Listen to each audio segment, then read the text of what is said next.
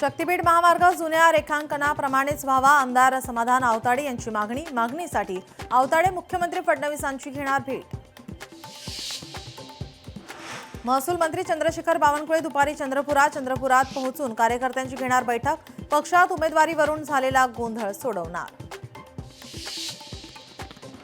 छत्रपती संभाजीनगरात 554 उमेदवारांची माघार, 115 जागांसाठी 859 उमेदवार रिंगणात, बंडखोरांची मनधरणी करण्यात राजकीय पक्षांना काही अंशी यश।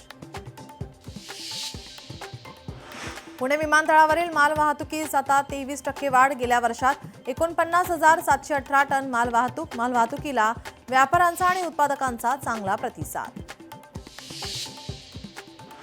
मंत्री छगन भुजबळ आज नाशिक दौऱ्यावर, हृदय शस्त्रक्रियेनंतर पहिल्यांदाच भुजबळ नाशिकमध्ये, क्रांतीज्योती सावित्रीबाई फुले जयंतीनिमित्त नाशिकमध्ये।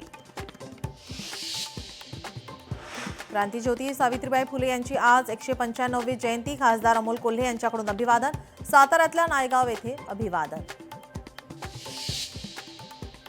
अर्ज माघारीनंतर नाशिकमध्ये 729 उमेदवार रिंगणात, पालिका निवडणुकीमध्ये 122 जागांसाठी 729 उमेदवार रिंगणात, नाशिकमध्ये सर्वाधिक 118 जागांवर भाजप लढणार।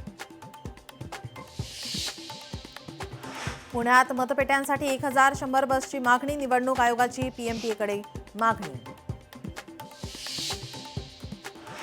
तलाठ्यावर रेतीचा ट्रक नेत जीवे मारण्याचा प्रयत्न, यवतमाळच्या मारेगाव तालुक्यातील प्रकार, 4 आरोपींविरुद्ध मारेगाव पोलीस स्टेशनमध्ये गुन्हा दाखल।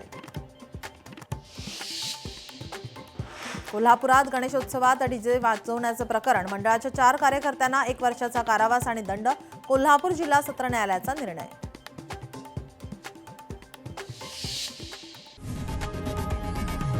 लोकशाही मराठी ऐका, पहा, जागरूक रहा।